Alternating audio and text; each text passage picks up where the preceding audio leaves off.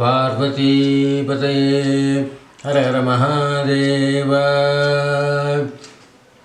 ஓங்காரநிலையம் தேவம் கஜவக்திரம் சதுர்புஜம் விஷண்டிலமஹம் வந்தே சர்வவிக்னோபசாந்தயே.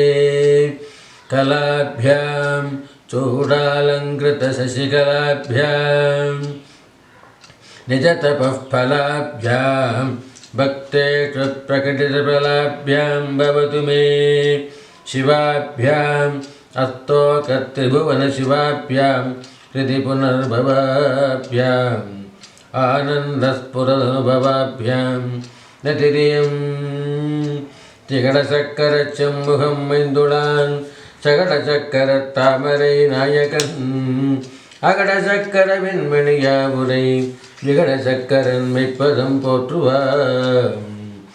மூறு முகங்கள் போற்றி முகம் பொழிகருணை போற்றி ஏவரும் துதிக்கின்ற ஈராறு தோள் போற்றி காஞ்சி மாவடி வைகும் செவ்வேள் மலரடி போற்றி நான் சேவலும் மயிலும் போற்றி திருக்கவேல் போற்றி போற்றி. உலகெல்லாம் உணர்ந்து ஓதற்கரியவன் நில உலாவிய நிர்மலி வேணியன் அலகில் சோதியன் அம்பலத்து ஆடுவான் மலர் சிலம்படி வாழ்த்தி வணங்குவான். திலை வாழ்ந்தனரே முதலாகச் சீர்படைத்த தொல்லையர்தாம் திருத்தொண்ட தொகைரையார் பதம் போற்றி ஒல்லையவர் புராண கதை உலகறிய விரித்துரைத்த செல்லமலி குன்றத்தூர் செய்கிழார் அடி போற்றி. ஓம் திராபே அந்தசஸ்பதே தரித்ரன் நீலலோகிதா ஏஷாம் புருஷாணாம் ஏஷாம் பசூனாம் மாபேர்மா ஹோமோகேஷாம் கிஞ்சனாமமது. ஓம் அம்மையப்பனாகிய முழுதற்குள்ளாகிய எல்லாம் வல்ல இறைவராகிய ஸ்ரீ பார்வதி பரமேஸ்வரிய திருவுருத்தினாலேயும் ஸ்ரீ காஞ்சி காமகோட்டை பீடாதிபதி ஜெகத்குரு சங்கராச்சாரிய சுவாமி பரிபூர்ண கிருபா கடாட்சத்துடனும் சிவபான சக்கரவர்த்தி சிவபான காவலர் என்றெல்லாம் அழைக்கப்பட்ட எமது தந்தையாகிய சிவஸ்ரீ ஆங்கீர் சர்மா சுவாமிகள் அவருடைய பொற்பாதங்களை வணங்கி பேயார் என்று அழைக்கப்படுகின்ற காரைக்கால் அம்மையாருடைய அருள் வரலாற்றை அவருடைய குரு பூஜையான பங்குனி சுவாத்தியத்திலே இன்று காண இருக்கின்றோம்.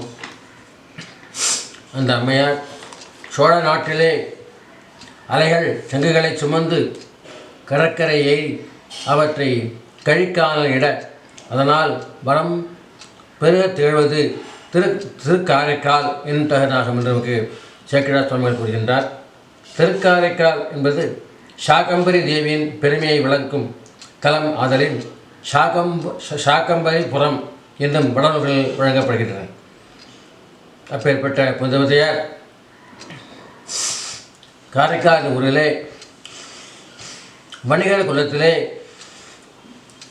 தனதத்தனார் என்கின்றவருடைய ஒரு பெரியாருக்கு திருமகளைப் போல பெயர் கொண்ட அழகோடு அம்மையார் வந்து அவதரித்தார்.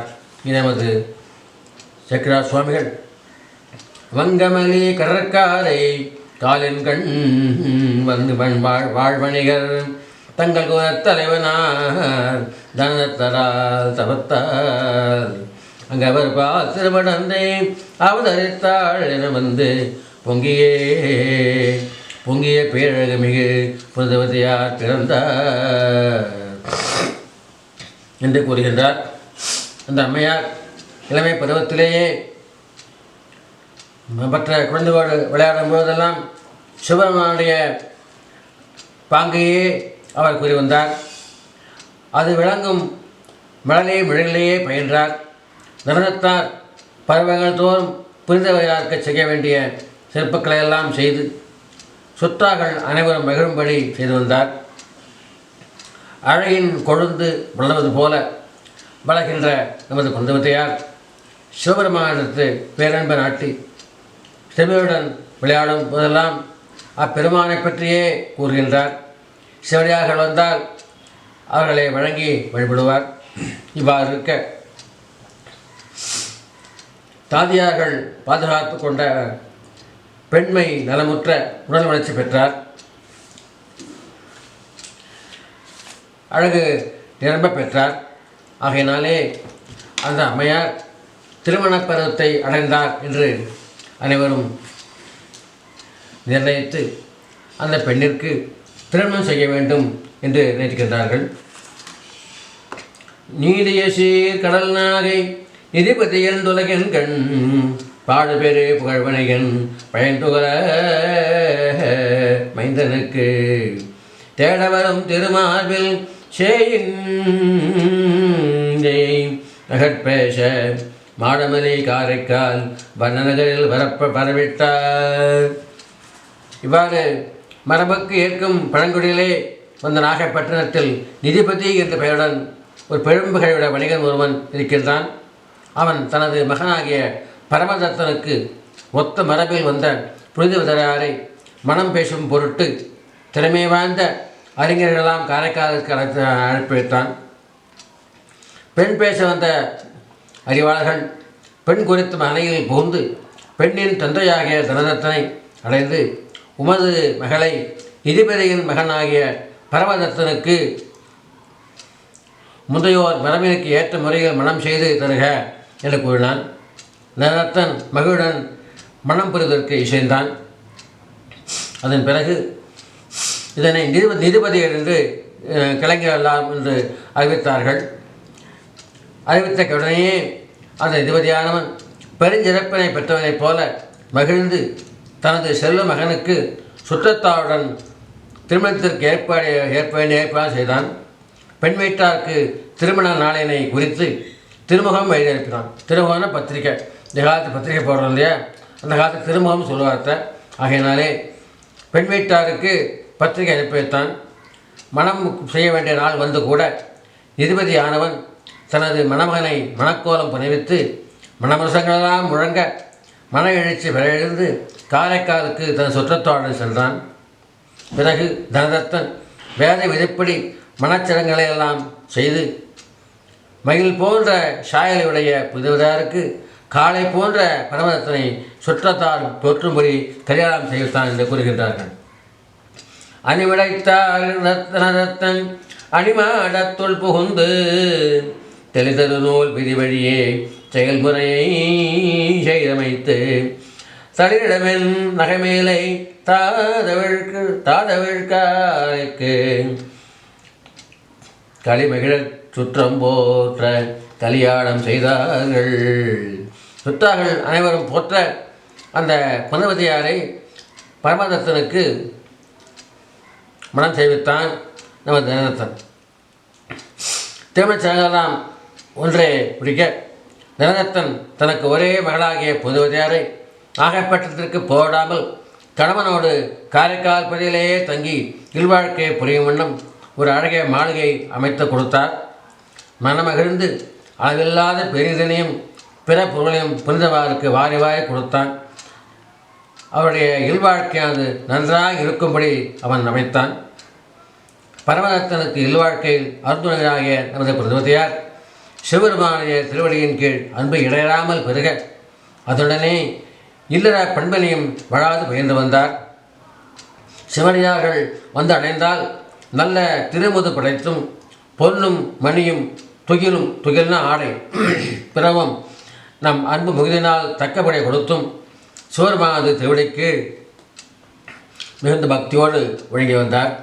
நம்பரடியார் அணைந்தால் நல்ல திரு அமுது அளித்தும் செம்பொன்னும் நவமணியும் செழுந்துறையில் முதலான தம் பருவினால் அவருக்கு தவதே வேண்டுவ கொடுத்தும் உம்பர்பிரான் திருவடிக்கு உணவுமிக ஒழுகும் நாள்.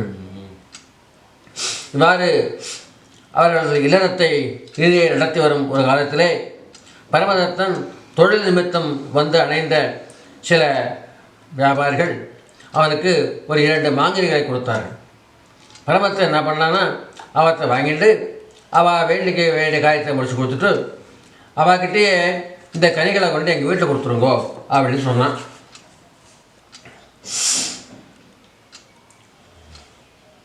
மங்கமலா மனவினைகள் முடித்தேவில் வைகினாள் தங்கள் குடிக்கு அரும்புதல்வி ஆதரநாதன் பொங்கலினே நாகேர் போகாமே கணவுடன் அங்கே வளர்ந்திருக்க அணிமாடம் மருங்கமைத்த பாங்குடைய நெறியன்கண் பரமபயல் பரமதத்தனுக்கு மாங்கனிகள் ஓரிரண்டு வந்தனந்தார் சிலர் கொடுப்ப ஆகவேதான் முன்வாங்கி அவர் வேண்டும் குறையளித்தே நீங்கவற்றை இல்லத்து கொடுக்க என்னை இயம்பினான். இந்த 2 பழத்தையும் வீட்டிலே மனைவியார் உள்ளார், அவருக்கு கொடுங்கள் என்று சொன்னான். அவளும் என்ன பண்ணா, அதே மாதிரி வார்த்தை மீறாதிக்கு அந்த 2 மாங்கனிகளை எடுத்து போய் மனைவியராகிய புனிதவதியாரிடம் கொடுத்தார்கள். கொடுத்துட்டு அவள் போயிட்டா. அதன் பிற்பாடு திடீரென்று அங்கே ஒரு சிவனடியார் வந்தார். வந்த உடனே புனிதவதியார் அவருடைய பசியின்மையை நாம் போக்க வேண்டும் நினைத்துண்டு அவளுக்கு கைகால் அனுப்புவதற்கு நல்ல நீரை கொடுத்தார். அதன் பிறகு நல்ல பீடத்திலே அவரை அமர்த்தி பரிகரம் செலுத்தி பரிகரம் இலையை போட்டு உணவு படைக்க தொடங்கினார்.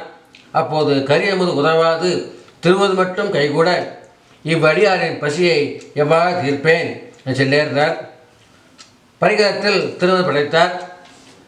படைத்த உடனேயே தன் கணவன் 2 மாங்கனிகளை கொடுத்து அமைப்பான் அல்லவா, அதிலே ஒன்றை கொண்டு வந்து மனமகிழ்வோடு அந்த சிவடியாருக்கு கொடுத்து அமுது செய்வித்தார். மூப்பினால் தளர்ந்து பசியினால் வாடி நிலைத்திருந்த அச்சிவனையார் அம்மையார் அம்புழளித்த திருமுதனை மாங்கனியோடு உண்டு அவர் செயலனை ஓந்து புகழ்ந்து சென்றார். அதன் பிறகு ஜனதத்தன் நடுப்பகலில் வந்தான். தன் வீட்டுக்கு வந்து நீராடினான். உணவு முறைப்படி அன்னம் கறிவகைகள் முதலவற்றை படைத்தார். பிறகு கணவன் கொடுத்த அனுபவத்தில் எஞ்சி இருந்தது, மீந்திருந்தது. சிவடியாருக்கு ஒரு மாம்பழம் போக இன்னொரு மாம்பழம் மீதி இருக்குது. அதை கொண்டு வந்து இலையாக வச்சாலாம். அப்போது மனைவியார் படைத்த மதுரம் வாய்ந்த மாங்கனியை உண்ட சுவையினாலே அவனோட ஆசை நிரம்பல. 2 பழம் கொடுத்தா ஒன்று தனக்கு ஒன்று மனைவிக்கே வச்சுக்கணும். அது இல்லாதக்கு 2ஆம் பழத்தை தானே சொல்லணும்னு வச்சுட்டு இந்த இன்னொரு பழக்கம் அதை கொண்டான்னு சொன்னோம். இன்னொரு பழம் இல்லையேங்க, சிவடியாருக்கு அம்மா கொடுத்தா இல்லையா, இங்கே என்ன பண்ணுவா இப்போ? சரி பரமேஸ்வரனே நமக்கு எதுன்னு சொல்லிட்டு நேராக உள்ளுக்குள்ளே போனாலாம். சுவாமி, ஒரு பழத்தை சிவடியாக கொடுத்தாச்சு, ஒரு பழம் தான் இருக்குது, ஒரு பழம் கணவனுக்கு இலையில விட்டு விட்டேன், மீண்டும் ஒரு பழமைக்கு கொண்டு வான்னு கூறுறான். நான் என்ன பண்ணுறது கட்டலாம். உடனே கையில் பழம் வந்தது. கையில் பழம் வந்த உடனே அதை கொண்டு கணவனோட இலையிலே படைத்தார் நமது அம்மையார். அதை சாப்பிட்டான். சாப்பிட்டுட்டு அந்த பழம் ரொம்ப தித்திப்பாக இருக்காது. நான் கொடுத்த பழம் இல்லை, இது மூலைகளுக்கும் கிடைக்காத ஒரு பழம், மிகவும் அதிகமாக இருக்கின்றது, மதுரமாக இருக்கின்றது, தேவர்களுக்கெல்லாம் கிடைக்காத ஒரு பழமானது. அப்பேற்பட்ட சுவையை உடைய பழம் உனக்கு எங்கே கிடைச்சது அப்படின்னு கேட்டான் கணவன். ஆனால் அம்மா என்ன பண்ணா, பொய் சொல்லக்கூடாது அப்படின்னு நினச்சிட்டு உண்மையே உரைச்சாலும் மாதிரி ஒரு ஈசன் எடியார் வந்தார். அவருக்கு நான் அந்த ஒரு பழத்தை அவருடைய இலையில இட்டு அவரை அமுது செய்வித்தேன். ஒரு கரை தான் இருந்தது, அதை உங்கள் கையில் போட்டேன். இங்கே இன்னொரு கரை கற்றுனால என்ன பண்ணுறது தெரியாதுக்கு நேராக பரமகிட்ட போய் முறையிட்டேன். அவன் தான் இந்த பழத்தை கொடுத்தான் அப்படின்னு சொன்னாலாம். உடனே அவனுக்கு என்ன ஆச்சு, அப்படியா சமாச்சாரம், அப்படியாவது இன்னொரு பழத்தை கொண்டாடணும். பரமன் கொடுத்தது அவனுக்கு உண்மைனாக்கா இன்னொரு பழத்தை வாங்கிட்டு வா போன்னு கேட்கணும். அப்போது அந்த அம்மா என்ன பண்ணால் ரொம்ப கவலைப்படுறா. இருதலை குழியின் எறும்பு சொல்வார், அப்பேற்பட்ட ஒரு நிலையடைந்தார் அந்த அம்மா. கற்பக்கரசியாக புதவதியார் கலக்க முற்று இருதலை கொள்ளி எறும்பு போல. ஆனால் அடியார்களுக்கு சிவமான வரும் சிரத்தை கூறுவது தகுதியற்றதாகும் அப்படின்னு நினைச்சு, இருந்தாலும் கணவன்கிட்ட பொய் சொல்லக்கூடாது இந்த காரணத்தினால உண்மையை உரைத்தார் அல்லவா அப்படின்னு பரமனுடைய திருவடிகளை மனதில் எண்ணியவராய் நிகழ்ந்தவற்றையெல்லாம் விவரித்த வண்ணம் கணவன் ஈசனே அவள் கண்ணி அளித்தது சொன்னதால இன்னொரு பழத்தை வாங்கிட்டு வந்தார். அதை அவனுடைய இலையில போட்டானா. இலையில இட்ட உடனே அவன் என்ன பண்ணான், அதை சாப்பிட்றதுக்காக வச்சானான். கை வச்சுல இந்த பழம் மறந்து போச்சு. திடீர்னு அவனுக்கு என்னாச்சு, பரமதத்தனுக்கு பயம் வந்துடுச்சு. ஆஹா, இந்த அம்மா சாதாரண அம்மா இல்லை, இவர் தெய்வப்பிரிவை சேர்ந்தவர், சாதாரண மாநில பிரிவு ஆகார் அப்படின்ட்டு இனிமேல் இவரை விட்டு நீங்கணும். நம்ம இவன் இந்த அம்மா கிட்ட நான் மேலே கொடுத்து நடத்தக்கூடாது அப்படின்னு நினச்சிட்டு புனிதவதியாரை விட்டு நீங்குவதே எண்ணமாகும் அப்படின்னு நினச்சிட்டு நான் கடலின் மீது கப்பலில் சென்று பெருஞ்செல்வையும் கொண்டு வருவேன் அப்படின்னு சொல்லிட்டு அதனை கேட்ட அவனுடைய உறவினர்களும் வணிகர்களும் ஒரு கப்பல் ஒன்று தயார் பண்ணி அதை செலுத்துவதற்கு உரிய மாலுமியெல்லாம் தயார் செய்து அனுப்பி வைத்தார்கள். குறித்த நாளிலே கடவுளுக்கு உரிய கடவுளை வழிபட்டு கப்பலில் சென்றான் பரமதத்தன். தான் விரும்பிய நேரத்திலே கப்பலை செலுத்தினான். அங்கு வாணிபத்துறையிலே அளவற்ற பெரும் பொருளெல்லாம் சம்பாதித்தான். அங்கே சினார் தங்கியிருந்தான். அதன் பிறகு மீண்டும் அதே கப்பல் ஏறி புறப்பட்டு பாண்டி நாட்டிலே உள்ள ஒரு பட்டணத்தை வந்து சேர்ந்தான். குலசேகர பட்டணம் பேருக்கு அங்கே வந்து சேர்ந்தானா. அவன் அந்நகரில் சென்று தான் குழந்த அளவற்ற பொருளெல்லாம் ஒரு வழியாக சேர்த்து மேலும் மேலும் பெருகுமை செய்தான். அவ்வூரால் விரும்பும்படி ஒரு வணிகன் பெற்ற கன்னி பெண்ணை சிறப்போடு திருமணம் செய்து கொண்டான். மீண்டும் ஒரு கல்யாணம் பண்ணிட்டான். ஆனால் அவன் வந்து ஏற்கனவே கல்யாணம் ஆச்சு அப்படின்னு சொல்லலை. பிறகு அவன் முன்னர் திருமணம் புரிந்த புனிதவதியாரிடம் தான் செய்த வஞ்சனையை பிறரும் அறியாவண்ணம் மனத்துள்ளே அடக்கி கொண்டான். இல்லறத்தில் முகமலர்ச்சியுடன் பெருஞ்செல்வம் பிறகு வாழ்ந்தான். அந்த சமயத்தில் அவனுக்கு ஒரு பொன் குழந்தை பிறந்தானாம். பொன் குழந்தை பிறந்தவொடனே அந்த குழந்தைக்கு புனிதவதியார் பெயர் பெற்றானாம். மணமகள் தன்னை பெற்று மங்களம் பேணித்தான் முன் புலவரைவு அஞ்சி நீத்த ஒரு பெரு மனைவியாரை தொடர்வர நினைந்து செய்வ தொழுகலம் என்றே கொண்டு கடமை வைத்தவர் நாமம் காதசை மகவையிட்டாக. தனக்கு பிறந்த 2வது மனைவி இருந்த குழந்தைக்கு புனிதவதியார் அப்படி பெயர் கொடுத்தானான். இவ்வாறு பரமதத்தன் வாழ்ந்த வரையிலே புனிதவதியார் காரைக்காலில் கற்பினோடு நிலத்தை வழுவாக நடத்தி கொண்டு வந்தார். பரமதத்தன் பாண்டி நாட்டில் உள்ள ஒரு பட்டணத்தை அடைந்து பெரும் பொருளோடு அமர்ந்து வாழும் செய்தியை புனிதவதியாருடைய சுற்றத்தார்கள் அறிந்தார்கள். உடனே அவளை என்ன பண்ணா, பரமதத்த உண்மை நிலையை அறிந்து கொண்டு மனம் கலங்கினார்கள். இன்னும் கல்யாணம் பண்ணிட்டான், பொண்ணு பிறந்திருக்கு, அதான் ரொம்ப கஷ்டப்பட்டா. ஆனாலும் மனைவியை வந்து கணவன்கிட்ட கொண்டு கொடுக்க தான் தர்மம் இல்லையா, இப்படியாவது அவருடைய மனைவியை அவங்ககிட்ட கொண்டு விட்டுருவோம் அப்படின்னு சொல்லிட்டு நிறைய ஒரு அழகிய சிவிகை ஒரு இது பல்லக்கு ஒன்று ஏற்பாடு பண்ணி அந்த அம்மா எடுத்துட்டு பல நாட்கள் நடந்து அந்த அவன் வாழ்கின்ற பட்டணத்தை அடைந்தார்கள். புனிதவாரை அழைத்து கொண்டு தாம் அடைந்த செய்தியை அவனுக்கு முதலில் சொல்லிக் கொடுத்தாளாம். புனிதவதியார் தமது நகரை அடைந்த செய்தியை கேட்டதும் பரமதத்தனுக்கு மனசில் ரொம்ப அச்சம் வந்துடுத்து, பயம் வந்துடுத்து.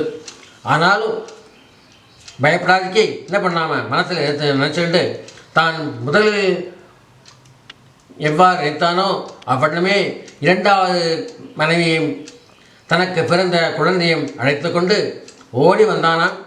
ஓடி வந்து அம்மாவுடைய காலை வந்து வணங்கினான்.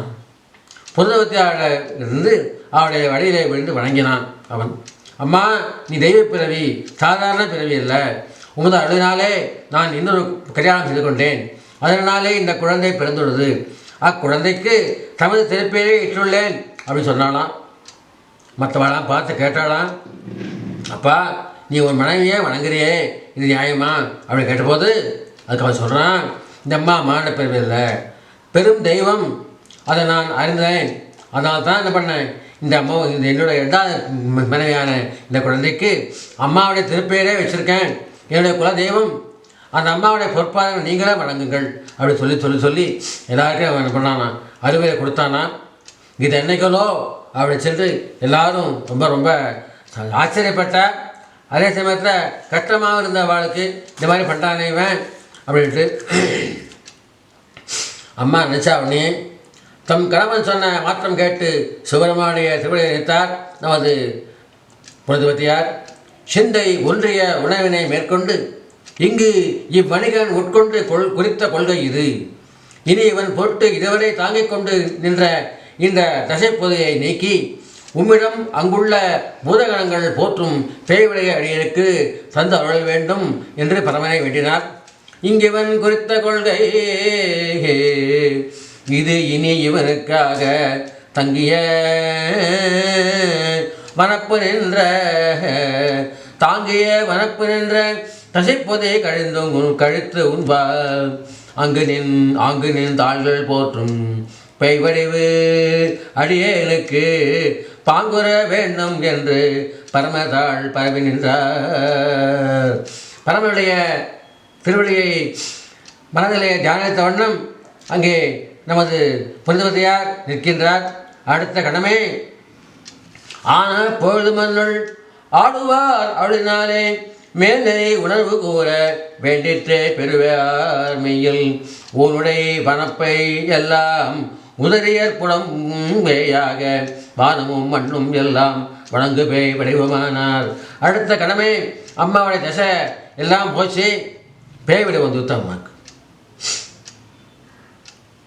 பேய் வடிவம் வந்தோடனே அம்மா என்ன பண்ணா, எல்லாரையும் பார்த்தா எல்லாரும் பேய் பேய் பேய்னு கூப்பிடுறாளாம். அதுக்கு அந்த அம்மா சொல்கிறா, பரமன் என்னை கண்டு கொண்டான், உங்களோட எனக்கு என்ன சம்பந்தம் சொன்னான். எங்கும் மலர் மழை பொழுதது, தேவதுந்துகள் முழங்கின, தேவர்களும் முனிவர்களும் கலந்து மகிழ்ந்தார்கள். சிவகணங்கள் எல்லாம் குணலை கூத்தாடுறேன். குணலை கூத்துனாக்கா மகிழ்ச்சி மிகும் பொருட்டு பாடி பாடி ஆடுகின்ற ஒரு வகை நடன காட்சி. அதனை அவர்கள் ஆடினார்கள். சுற்றத்தார்களெல்லாம் அஞ்சி அஞ்சி அவரை சொல்லிவிட்டு ஓடினார்கள். பிறகு தான் திருக்கயிலுக்கு செல்ல வேண்டும் என்று அம்மையார் முடிவு செய்தார். அப்போது தமக்கு உண்டான ஒருமை ஞானத்தினாலேயே இறைவனை துதித்தார். அழகிய திருவடி போற்றும் நல்ல சிவபூத கணங்களில் நான் ஒன்று ஆவேன் என்று விருப்பம் கொண்டார். அற்புத திருவந்தாதி என்கின்ற ஒரு அந்தாதியை பாடினார். அதன் பிறகு பரமனது சிறப்புகளெல்லாம் புகழ்ந்து திருவிரட்டை மணிமாலை என்ற அந்தாதி தொகையும் பாடினார். அதன்பின் காரைக்கால் அம்மையாருக்கு பேருணவு மேன்மேலும் பெருகவும் இறைவன் வீட்டிலக்கவும் திருக்கையில மேலே சென்று அடைவும் எண்ணத்தை திருவள்ளுவர் கைக்கொண்டவும் அவ்வழிபாடு மிகவும் வழிகொண்டு வேலை செய்கிறார்கள். ஆனால் அம்மா நினச்சாலாம், இந்த மலையை நம்ம என்ன பண்ணக்கூடாது, புனிதமான மலை இது, அதனால் பண்ணக்கூடாது, தவிர காலால் நடக்கூடாது, தலையால் நடக்கணும்னு சொல்லி அம்மா என்ன பண்ணுறா, அந்த மலையை தலையால் இருந்து போயிட்டு இருக்கலாம். வடதிசைகள் தேசங்களெல்லாம் மனவேகத்திலும் விரைந்து கிடந்தார். சிவபெருமான் உமையோடு எழுந்தெழுக்கும் திருக்கையிலை மேலே அங்கு அடைந்தார். அங்கு காலினால் இடம் செல்ல ஆகாது என கருதி தலையினாலே இடம் செல்ல ஆரம்பித்தார். அப்போது அம்மா கேட்கலாம், பார்வதி அம்மா பரமேஸ்வரனை பார்த்து, சாமி இந்த யாரு, இந்த வடிவம் யாரு, தலையினாலே என் மேலே நடந்து வருகின்றதே, இவ்வடிவம் யார் அவர் கேட்டதற்கு அம்மா சிவபெருமான் சொல்கிறாராம், அம்மையாரை நோக்கி, பார்வதி அம்மையை நோக்கி, உமையே நீ கூறியவாறு வருகின்ற இவள் நம்மை பேணும் அம்மையாவாள், நம்மை பேணும் அம்மையாவாள் சொல்கிறார். கோயில் சுடுகாடு கொல்பெத்தோர் நல்ல ஆடை தாயுமில்லை தந்தையிலை தாந்தனையன் காணேடி. அவனுக்கு தாயுமில்லை தந்தையுமில்லை, வாகர்த்தா சம்பத்தோ வாகர்த்த பிரதிபத்தியை ஜெகத பிதரவுந்தே பார்வதி பரமேஸ்வரவ் என்று காளிதாசன் குறிப்பிடி அவருக்கு அம்மாவும் இல்லை அப்பாவும் இல்லை, அவர் தான் எல்லாத்துக்கும் அப்பா அம்மா. அப்படிங்கிற அந்த பரமேஸ்வரன் காரைக்கால் அம்மைய அம்மானு கூப்பிட்டாலாம். ஒன்றும் சேராது காரைக்கால் அம்மையார் அப்பா என்று அலறி அவர் திருவடியிலே விழுந்தார். சிவபெருமான் அம்மையாரை பார்த்து, அம்மையே இங்கு நம் இடத்து நீ வரம் வேண்டும் யாது, உனக்கு என்ன வரம் வேணும் கேள் அப்படின்னு சொல்லலாம். அம்மையார் சொல்கிறார், எக்காலத்தும் மாறாத இன்ப அன்பு வேண்டும், உலகினில் நான் இனி பிறவாது இருக்க வேண்டும், மீண்டும் பிறந்தால் உன்னை என்றும் மறவாது இருக்க வேண்டும். அரவான அர்த்தம், தர்ம சக்கரவர்த்தியில் வழியிலே நிற்பவனே, இன்னும் நீ ஆடுகின்ற போது நான் மகிழ்ந்து பாடிக்கொண்டு உன் திருவடியின் கீழ் இருத்தல் வேண்டும் என்று வேண்டினார். இரவாத இன்ப அன்பு வேண்டும், பின் வேண்டுகின்றார் பிறவாமை வேண்டும் மீண்டும் பிறப்பு உண்டேல் உன்னை என்றும் மறவாமை வேண்டும் இன்னும் வேண்டும் நான் மகிழ்ந்த பாடை அறவா நீ ஆடும் போது உன் அடியின் கீழ் இருக்க என்ற சிவருமான் அவ்வாறே என கூறி பழையனூர் திருவாலங்காட்டில் நாம் ஆடுகின்ற பெருநிலத்தினை நீ கண்டு ஆனந்தத்துடன் எப்போது நம்மை பாடிக்கொண்டிருப்பாயாக என்று அருள் செய்தார். பெருவரம் பெற்ற காரைக்காலம்மையார் விடை பெற்று கொண்டு வணங்கி பேரன்போடு திருவாலங்காடு என்னும் தலத்தினை தலையினாலே நடந்து அப்பொழுதே வந்து சேர்ந்தார். ஆலங்காட்டு ஆலயத்தில் சென்று அங்கு அண்டமுற நிமிர்ந்தாடும் ஐயனது திருக்கோலத்தினை கண்ட அப்பொழுதே கொன்றை திறங்கி என்கின்ற ஒரு மூத்த விபத்தை பாடினார். இறைவன் திருநத்தை நேரே கண்டு வணங்கப்பெற்ற பேரன்பு மேலும் பொங்கி எழ விழைப்பிழந்து எட்டு இளவ மீகை என்று தொடங்கி முழவம் கொட்ட குழகன் ஆடும் என்கிற முழிப்பினுடைய திருப்பதிகத்தையும் பாடியிருந்தார். நமது சேக்கிழார் சுவாமிகள் சிவருமானாலே அம்மையே என்று அழைக்கப்பட்ட இனிய மொழியில் ஒன்ற அழகை பெற்றவரும் சிவபெருமான் ஆடும் சேவடி கீழ் என்றும் நீங்காது அமர்ந்திருக்க பெற்றவருமாகிய காரைக்கால் அம்மையாரின் புகழை நம்மால் கூற முடியுமோ? கூற இயலாது, அப்பரமையே கூற வேண்டும் என்று கூறி பெயார்க்குமடியேன் என்கின்ற திருமூர் சுவாமியுடைய திருவாக்கிற்கு இணங்க இன்று காரைக்கால் அம்மையுடைய புராணமானது எடுத்துரைக்கப்பட்டது.